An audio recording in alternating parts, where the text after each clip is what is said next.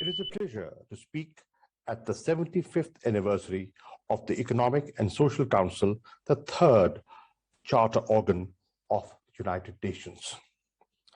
The UN Charter has prescribed equal priority to peace and development. One cannot be realized without the other. The Economic and Social Council is mandated under the Charter to promote better standards of life in larger freedoms through international economic cooperation. Today, ECOSOC's role has become even more critical than it was 75 years ago. The world is facing an unprecedented triple crisis: COVID-19 pandemic, the worst economic recession in a century, and a looming climate and environmental calamity. The global response to this triple crisis must be simultaneous and synergetic. This coherent and coordinated response can be best promoted within the framework of the Economic and Social Council, which sits at the apex of the UN system of specialized agencies, autonomous organizations, and subsidiary bodies. Excellencies, ladies and gentlemen, Pakistan confronted the COVID crisis just as my government had succeeded in achieving macroeconomic stability in our balance of payments and fiscal accounts. Our Prime Minister opted a policy of selective or smart lockdowns to save lives without disrupting livelihoods. This was accompanied by the largest economic relief and social protection program in Pakistan's history to ensure that the poorest and vulnerable segments of our population did not suffer and small businesses did not collapse. Employment was generated through support for construction, agriculture, and reforestation programs. We've been fortunate in containing COVID-19 casualties, although restrictions remain in place to prevent a fourth wave from deadlier versions of the virus.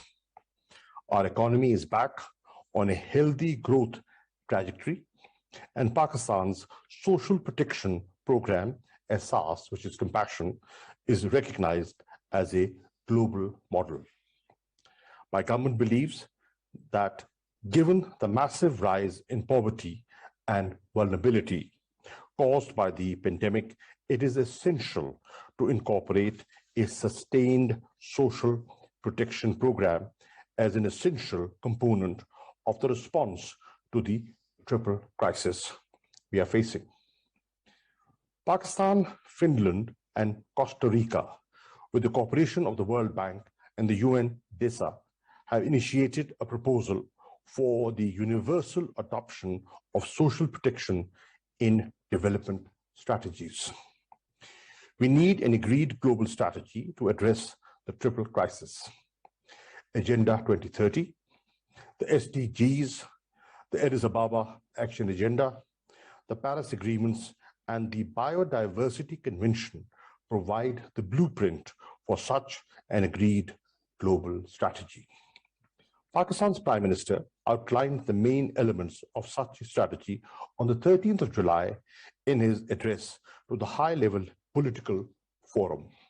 Early and universal access to the COVID-19 vaccines, adequate development finance, scaled-up investment in SDG and climate-relevant sectors, especially in sustainable infrastructure, and the rectification of the deficiencies and inequities in the global financial tax, trade, and technology structures, including an end to illicit financial flows out of developing countries. Excellencies, massive investment in sustainable infrastructure, energy, transportation, agriculture, and manufacturing is indispensable to achieve the SDGs and the climate objectives. Pakistan's infrastructure development strategy is designed to take advantage of a large pool of young people and our geo-economic location at the crossroads of South Asia, Central Asia, West Asia, and China. With the welcome support and cooperation of our partner, China, Pakistan is forging ahead with implementation of the China-Pakistan Economic Corridor, a flagship project of the Belt and Road Initiative. The first phase of CPEC is nearly complete, and the second phase, envisaging the creation of special economic zones, has been initiated. Special economic zones are open to participation of third countries. Pakistan greatly appreciates the intention of several fraternal and friendly countries, including Saudi Arabia, UAE, Turkey, and others, to invest in Pakistan's economy. We have noted with interest the decision of the G7 countries to launch the Build Back Better World infrastructure initiative, which can complement existing initiatives. Excellencies, ladies and gentlemen, Pakistan has a vital interest in a peaceful, stable, united, and prosperous Afghanistan.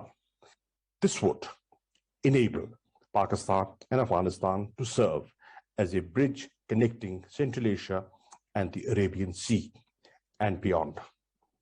There are numerous shovel-ready projects awaiting peace in Afghanistan, such as the Tapi gas pipeline from Turkmenistan, Kasa 1000 electricity grid from Tajikistan, and the railway connecting Uzbekistan, Afghanistan, and Pakistan. A just solution is essential for the Jammu and Kashmir dispute on the basis of the UN Charter, Security Council resolutions, and the wishes of the Kashmiri people.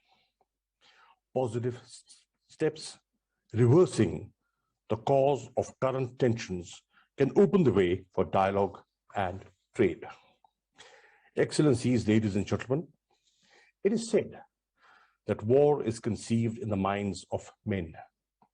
Likewise, the desire for peace and cooperation can also emerge from the minds of men and women who, if inspired by reason and aware of the momentous global challenges confronting humanity, cannot but opt for international cooperation rather than rivalry and confrontation.